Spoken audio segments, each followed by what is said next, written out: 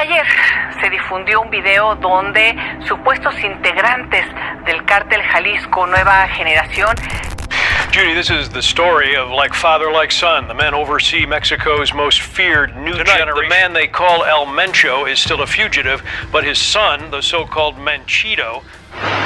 Este llamado es para toda la gente inocente del pueblo que nos pidió apoyo. Somos el cártel Jalisco Nueva Generación, comandados por el jefe Chito Cano. Todos los que puedan y quieran participar con nosotros tienen la intención, y si se pueden alinear con nosotros, son bienvenidos. Aquí...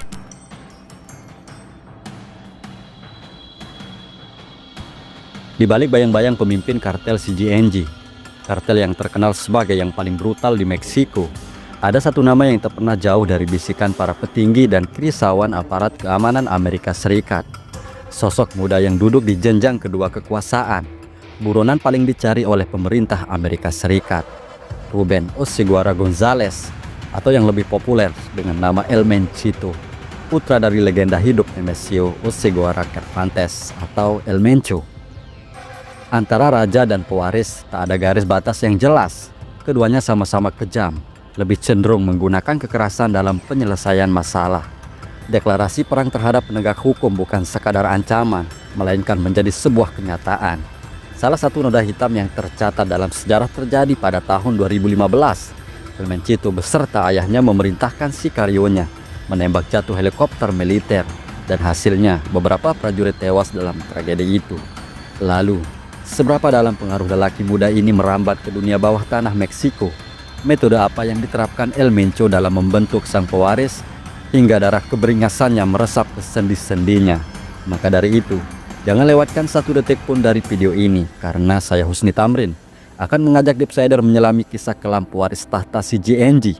Ini bukan cerita kriminal biasa. Ini adalah catatan kelam tentang bagaimana kekuasaan bisa diwariskan lewat darah, ambisi, dan teror.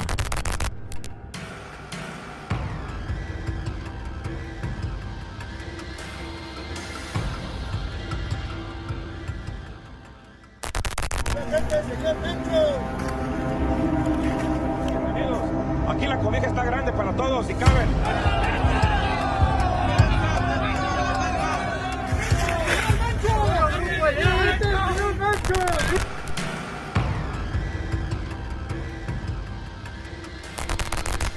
September 2024, Ruben Oseguera Gonzalez divonis hukuman penjara seumur hidup oleh juri di Washington, Amerika Serikat. El Menchito dinyatakan bersalah atas konspirasi penyeludupan kokain, metamfetamin, beserta berbagai jenis narkoba generasi baru. Selain itu, ia juga terbukti memiliki senjata api dan alat peledak dengan daya ledak tinggi yang dipakai untuk melindungi bisnis perdagangan narkoba.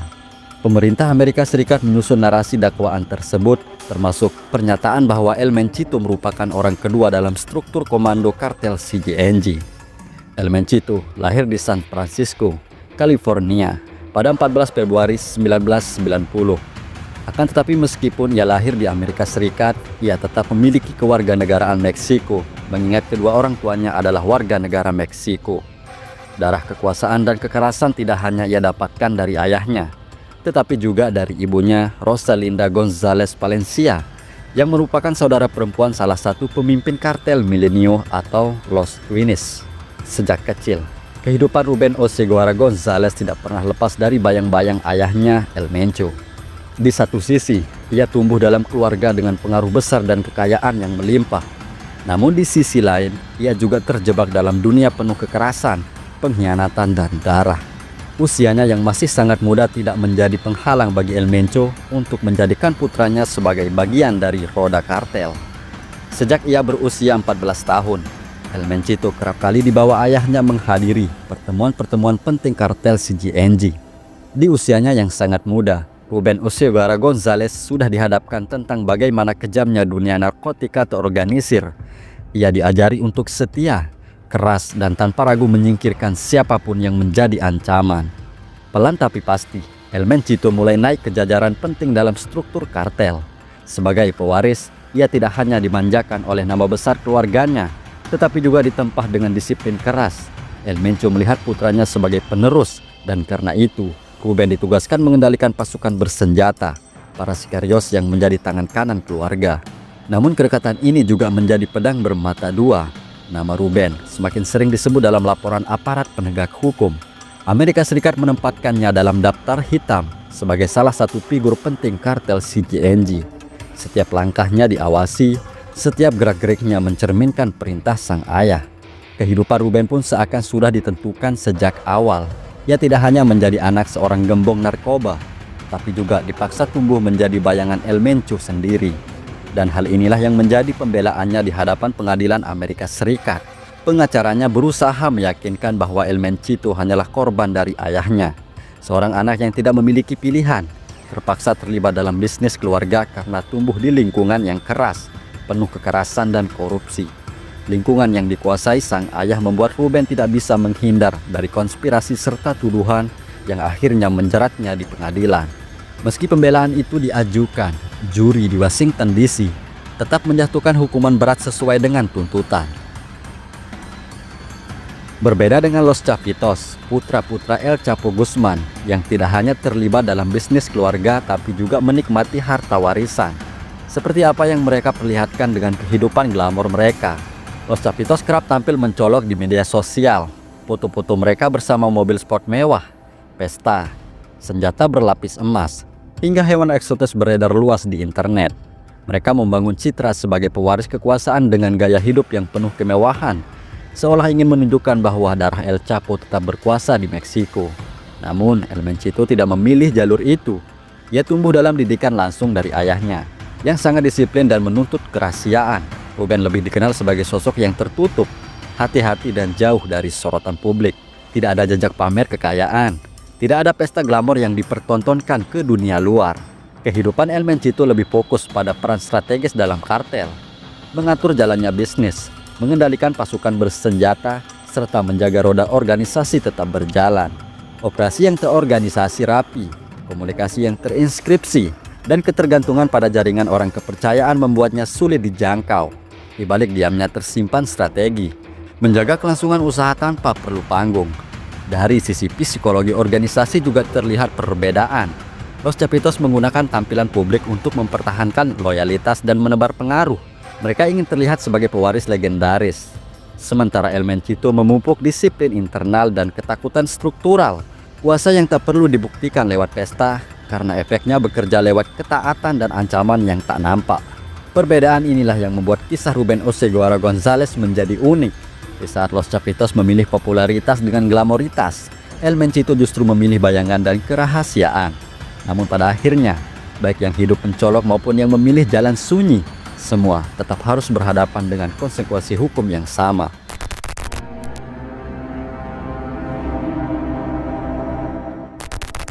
Memasuki pertengahan dekade 2010-an, bisnis kartel mengalami perubahan besar. Dari tahun 2007 hingga tahun 2017, El Menchito tercatat memimpin operasi penyelundupan metamfetamin dan kokain dalam jumlah masif. Berdasarkan dokumen pengadilan, El Menchito bertanggung jawab atas penyelundupan lebih dari 50 metrik ton kokain dan mengawasi laboratorium narkoba yang memproduksi lebih dari 1000 metrik ton metamfetamin di Meksiko. Namun ketika pasar mulai berubah, permintaan Amerika Serikat bergeser dari narkoba tradisional ke zat sintetis, terutama fentanyl. Di titik inilah El Menchito melihat peluang. Baginya, masa depan kartel bukan lagi ladang ganja atau ladang kopi, melainkan laboratorium sintetis yang lebih efisien. Di balik bayang-bayang sang ayah, ia mendorong CGNG masuk ke bisnis mematikan ini. Bagaimana tidak, fentanyl hanya membutuhkan dosis kecil untuk membunuh, namun memberi keuntungan berlipat ganda. Bagi El Menchito, fentanyl adalah senjata yang lebih tajam dari peluru, senjata yang bisa menembus perbatasan tanpa suara. Laboratorium rahasia pun bermunculan di basis kekuatan CGNG, terutama di negara bagian Jalisco. Prekursor kimia dikirim dari Asia, diracik di Meksiko, lalu dikemas dalam bentuk sederhana. Akan tetapi di balik kemasan kecil itu tersimpan racun yang mampu melumpuhkan ribuan orang hanya dengan beberapa gram. Amerika Serikat mencatat peningkatan dramatis kematian akibat overdosis fentanyl, dan di balik grafik statistik yang terus menanjak, nama El Menchito beserta ayahnya lah yang selalu disebut. Dialah yang mempelopori langkah besar CGNG untuk menguasai pasar opiat sintetis. Dari tangannya, kartel ayahnya berevolusi. Dari organisasi narkoba tradisional menjadi kekuatan global baru yang membawa ancaman berbeda, lebih modern dan lebih efisien. Dan informasi ini bukan sekadar kabar angin, semua tercatat dalam dokumen resmi Departemen Kehakiman Amerika Serikat. Namun, narasi tentang El Menchito tidak bisa dilepaskan dari sisi kelamnya. Di balik wajah muda yang jarang tersorot media, tersimpan reputasi yang lebih gelap dari sekadar pewaris. Ia adalah eksekutor berdarah dingin yang menanamkan teror melalui pembunuhan. Bagi El Menchito, loyalitas hanya punya dua pilihan, patuh atau mati. Bawahan yang berkhianat akan dieksekusi tanpa ampun. Ada laporan bahwa ia sendiri turun tangan, menghabisi mereka yang dianggap melanggar perintah. Dengan cara ini, ia menanamkan rasa takut yang lebih efektif daripada 1000 ancaman. Dan inilah satu bukti, meski dia masih muda, pengaruhnya dalam hierarki CJNG sejajar dengan ayahnya. Ia mampu memberi perintah kepada para loyalis yang bahkan lebih senior darinya. Sebuah tanda betapa besar wibawa sekaligus ketakutan yang ia bangun di tubuh organisasi. Rival bisnis pun tak luput dari kebrutalan. Setiap ancaman terhadap jaringan perdagangan narkoba dijawab dengan eksekusi. Ada yang dilakukan terbuka sebagai pesan, ada pula yang dilakukan diam-diam hingga korban lenyap tanpa jejak. Dominasi kartel CJNG tidak hanya menciptakan teror di Meksiko, tetapi juga melahirkan krisis global. Melalui jaringan lintas negara, jejak distribusi kartel CJNG juga mulai tercium hingga Eropa bahkan Asia Tenggara, di mana pasar gelap opiat sintetis kian meluas. Situasi ini memaksa pemerintah Amerika Serikat meningkatkan tekanan diplomatik kepada Meksiko, menjadikan CJNG musuh nomor satu setelah era kartel Sinaloa.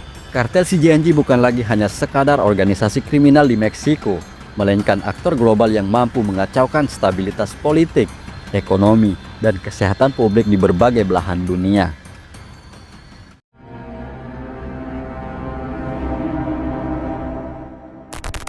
Sejak awal kemunculannya, kartel CJNG telah menunjukkan perbedaan dari kartel lain. Jika sebagian besar organisasi kriminal memilih beroperasi dalam bayang-bayang, CJNG justru menantang negara secara terbuka. Kemampuan militernya tak kalah dengan aparat negara, persenjataan berat, kendaraan lapis baja rakitan, dan jaringan informan yang menembus aparat lokal. Bukti kebrutalan kartel CJNG terjadi pada 1 Mei 2015 ketika pemerintah melancarkan operasi terkoordinasi di Jalisco, Colima, Michoacán, dan Guanajuato untuk menangkap El Mencho. Namun rencana itu bocor. CJNG seakan sudah lebih siap dari aparat militer. Mereka membuat kekacauan luar biasa dengan membakar kendaraan, memblokade jalan, dan menciptakan kekacauan massal hanya dalam hitungan jam. Beberapa kota di Jalisco lumpuh total. Sekelompok bersenjata menyerang balik pasukan pemerintah. Dalam insiden paling dramatis, sebuah helikopter militer ditembak jatuh dengan peluncur granat RPG, menewaskan beberapa tentara di dalamnya. Peristiwa itu kemudian dikenal sebagai tragedi 2015, simbol betapa kuat dan beraninya CJNG menghadapi negara secara langsung. Sebuah hal yang membuktikan betapa besarnya kemampuan mereka untuk mengendalikan wilayah. Sejak tragedi itu, pemerintah mengerahkan operasi besar-besaran, tentara, polisi federal, hingga DIA ikut terlibat dalam perburuan. Namun setiap kali operasi digelar, El Mencho selalu berhasil lolos. Faktor utamanya adalah kebocoran informasi dan dukungan dari jaringan lokal. Ia disebut-sebut bergerak dari satu kawasan pegunungan ke kawasan lain, hidup berpindah-pindah, terlindungi oleh masyarakat yang berada di bawah pengaruh CJNG, entah karena rasa takut atau karena menerima keuntungan. Laporan media lokal menyebut El Mencho membangun rumah sakit pribadi di komunitas El Alchihual dekat Villa Purificación, Jalisco. Fasilitas ini dikabarkan dipakai untuk mengatasi kondisi kesehatannya, sekaligus aman dari sergapan aparat karena berada di wilayah yang sepenuhnya dikuasai CJNG. Walaupun belum pernah dikonfirmasi oleh pemerintah secara resmi, kabar ini berulang kali muncul dalam laporan investigasi, menambah aura misterius sosok El Mencho. Dalam hal kepemimpinan, El Mencho kerap dibandingkan dengan El Mayo Zambada dari kartel Sinaloa. Keduanya sama-sama pemimpin yang sangat hati-hati, jarang tampil di depan publik, dan memilih bekerja di balik layar. El Mencho membangun loyalitas melalui campuran rasa takut dan keuntungan finansial, menjaga jarak dari operasi sehari-hari, dan mempercayakan eksekusi kepada tangan kanannya yang loyal. Seperti El Mayo, ia lebih memilih hidup di bayang-bayang, selalu selangkah lebih depan dari aparat, dan menghindari sorotan kamera maupun panggung publik. Kini El Mencho menjadi salah satu buronan paling dicari di dunia. Pemerintah Amerika Serikat menawarkan hadiah jutaan dolar bagi siapapun yang memberi informasi akurat tentang keberadaannya. Namun hingga saat ini, El Mencho tetap menjadi hantu, selalu ada dalam bayangan, tapi tak pernah bisa ditangkap. CJNG kerap kali menebar teror melalui video propaganda yang mereka publikasikan ke publik. Sebuah teror yang membuat CJNG mendapat julukan kartel paling berbahaya di dunia. Di setiap wilayah yang mereka kuasai, strategi mereka selalu sama. Menanamkan rasa takut melalui eksekusi terbuka, membungkam aparat dengan ancaman, suap atau kekerasan, menggunakan kekuatan senjata untuk merebut jalur perdagangan dan kota strategis. Hasilnya jelas, CJNG kini bukan hanya penguasa narkoba, tapi juga pemerintah bayangan di balik wilayah Meksiko. Mereka menandingi negara, menentukan hidup dan mati, serta mengendalikan ekonomi gelap bernilai miliaran dolar. Inilah wajah teror yang sesungguhnya, kartel yang tidak lagi sekadar berbisnis, tetapi juga memproyeksikan kekuatan seperti sebuah tentara. Dan selama mereka tetap berdiri, Meksiko bahkan dunia akan terus dibayangi ancaman yang tak mudah dipadamkan.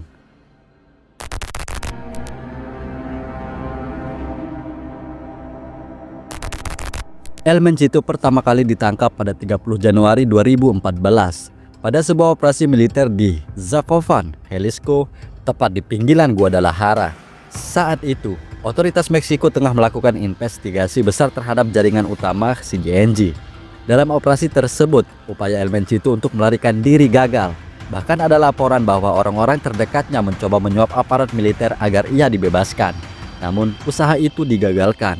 Tentara Meksiko juga berhasil menangkap 4 orang pengawalnya yang bertugas sebagai lingkaran terdekatnya.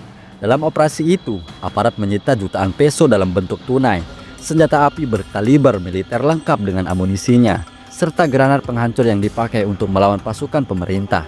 Penangkapan ini awalnya dianggap sebagai pukulan besar terhadap CJNG. El Menchito segera dihadapkan pada berbagai dakwaan berat, termasuk pencucian uang dan kepemilikan senjata militer secara ilegal. Namun hanya beberapa bulan kemudian, pada Oktober 2014, pengadilan memutuskan untuk membebaskannya dengan alasan kurangnya bukti kuat yang menghubungkan dirinya langsung dengan dakwaan tersebut. Keputusan ini memicu kontroversi luas. Banyak pihak menilai kebebasan itu bukan semata soal hukum, tetapi juga dampak dari korupsi dan tekanan kartel terhadap aparat. Namun, kebebasan itu tidak bertahan lama. Pada Desember di tahun itu juga, El Menchito kembali ditangkap. Akan tetapi kali ini bukan oleh militer, melainkan Badan Investigasi Kriminal Meksiko dalam sebuah operasi yang lebih terarah. Dakwaan yang dia hadapi pun bertambah berat, termasuk tuduhan penggunaan sumber daya terlarang serta keterlibatan dalam aktivitas yang mengancam kesehatan masyarakat luas. Meski demikian, lagi-lagi upaya penegak hukum untuk benar-benar mengurung putra dari El Mencho berakhir gagal. Sama seperti penangkapan pertamanya, pengadilan kembali membebaskannya dengan alasan minimnya bukti yang sahih. Kisah ini menjadi catatan awal betapa sulitnya aparat hukum menjerat figur kunci CJNG. Setelah berkali-kali bebas, El Menchito bukannya berhenti. Sebaliknya, ia kembali terjun mengendalikan aktivitas kartel, bahkan semakin kuat dan masif. Untuk menghindari incaran aparat, ia melakukan operasi plastik agar identitasnya sulit dikenali. Namun strategi itu berakhir gagal.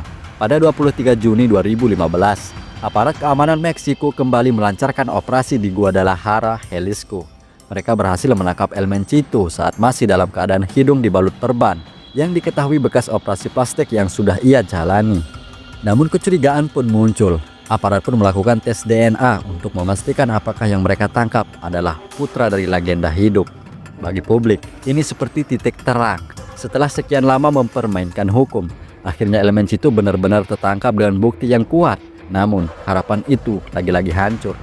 Meski identitasnya sudah terkonfirmasi, pengacara El Menchito berhasil membalikkan keadaan. Dengan alasan prosedural, mereka menuding bahwa penangkapan tidak sah karena ada pelanggaran dalam proses hukum. Dan hasilnya, pengadilan pun kembali memutuskan untuk membebaskannya. Bagi rakyat Meksiko, ini bukan sekadar kelemahan sistem hukum. Banyak yang percaya ada uang besar dan pengaruh CJNG yang bekerja di balik layar. Setelah 3 kali lolos dari jeratan hukum, El Menchito tidak memilih untuk bersembunyi total. Sebaliknya, ia justru kembali aktif menggerakkan roda kartel. El Menchito menjadi sosok penting dalam manajemen keuangan kartel, mencuci uang hasil narkotika melalui perusahaan-perusahaan fiktif, bisnis konstruksi, bahkan restoran. Aktivitas ini membuatnya bukan sekadar pewaris, tetapi juga otak finansial muda CJNG. Namun kebebasannya juga membuat El Menchito semakin menjadi target nomor 1. Tekanan besar datang dari Washington. DEA mendesak otoritas Meksiko untuk menangkapnya karena perannya sudah setara wakil pemimpin kartel. Puncaknya terjadi pada 6 Juni 2017, dini hari. Pasukan militer Meksiko melancarkan operasi di Zapotlán, El Grande, Jalisco, kota yang selama ini dikenal sebagai salah satu markas CJNG.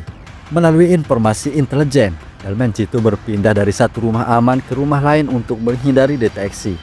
Akan tetapi kali ini operasi berbeda dengan operasi sebelumnya yang penuh drama dan penyuapan.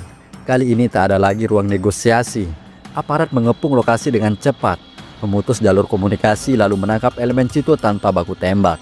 Momen ini menjadi penangkapan terakhirnya di tanah Meksiko. Setelah ditangkap, ia langsung dipindahkan ke penjara federal keamanan tinggi di Sonora. Di balik jeruji besi, kehidupannya berubah drastis.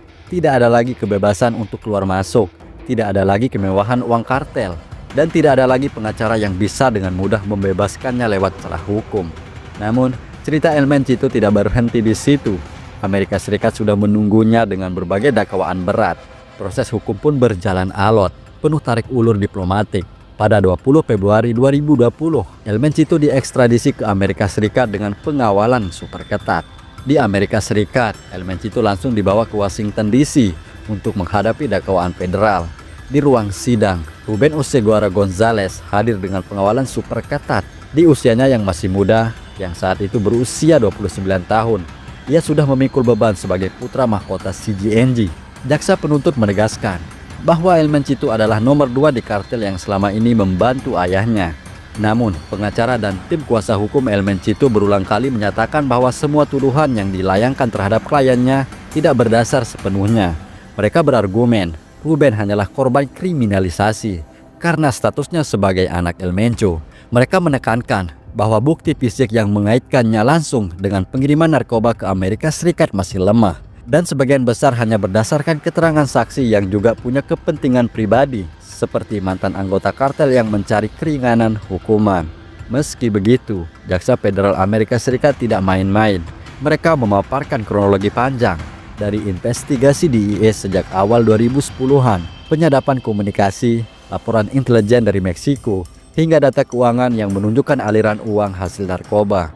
Semua itu diarahkan untuk membuktikan bahwa Ruben bukan sekadar pewaris, melainkan aktor aktif dalam bisnis CJNG. Setelah menjalani sidang panjang yang penuh drama, Ruben Oseguera González akhirnya sampai pada puncaknya di September 2024 di Pengadilan Federal Washington DC. Selama hampir 4 tahun ia menunggu proses hukum di balik jeruji besi. Pengacaranya sudah mencoba berbagai cara, mulai dari mengajukan mosi pembatalan dakwaan, mempertanyakan legalitas ekstradisi dari Meksiko, hingga menyerang kredibilitas saksi kunci yang dihadirkan jaksa. Namun semua itu berakhir sia-sia. Para juri, setelah mendengar bukti dan kesaksian, akhirnya menyatakan El Menchito bersalah atas konspirasi penyelundupan kokain, metamfetamin, heroin, dan fentanyl ke Amerika Serikat. Ia juga dinyatakan bersalah atas kepemilikan senjata api dan mendukung perdagangan narkoba. Hakim federal akhirnya menjatuhkan hukuman penjara seumur hidup tanpa kemungkinan bebas bersyarat. Putusan itu dianggap sebagai salah satu kemenangan besar otoritas Amerika Serikat dalam perang melawan CJNG, kartel yang saat ini menduduki posisi sebagai organisasi kriminal paling berbahaya di dunia. Sementara itu, di luar sidang, banyak analis menyebut bahwa meskipun pewaris berhasil dilumpuhkan, perang melawan CJNG masih jauh dari selesai. El Mencho masih buron, kartel masih beroperasi, dan bisnis fentanyl tetap membanjiri pasar gelap dunia. Vonis seumur hidup El Menchito hanyalah satu bab dalam saga panjang pertarungan negara melawan kartel.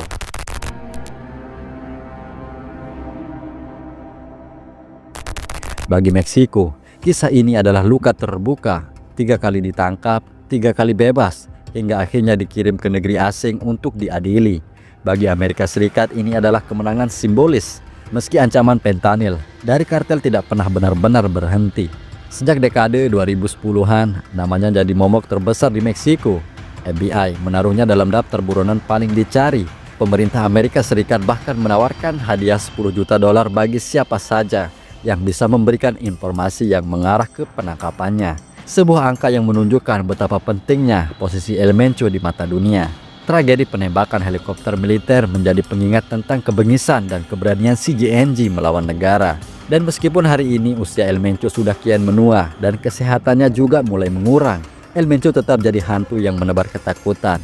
Bagi pemerintah Meksiko, ia adalah luka yang belum pernah sembuh. Bagi Amerika Serikat, ia adalah sumber racun fentanyl yang merenggut puluhan ribu nyawa setiap tahun. Dan bagi para loyalisnya, ia adalah raja yang tak tergantikan. Sosok yang lebih dari sekadar pemimpin kartel, melainkan simbol kebangkitan CJNG sebagai kekuatan kriminal paling berbahaya abad ini. Oke, begitulah kisah El Menchito, sang pewaris yang jatuh, bukan di medan perang, akan tetapi di ruang sidang. Jika ada kekurangan dalam informasi, lokasi atau tanggal kejadian, jangan sungkan untuk mengoreksinya di kolom komentar. Untuk para Deepsider, terima kasih sudah mengikuti cerita ini sampai akhir dan sudah mau menjadi bagian dari perjalanan ini. Dan untuk yang belum subscribe, ingat, ini baru permulaan. Masih banyak kisah bawah tanah, rahasia dan tragedi yang menunggu untuk kita ungkap. Oke, saya Husni Tamrin, Lemat Badait Malik.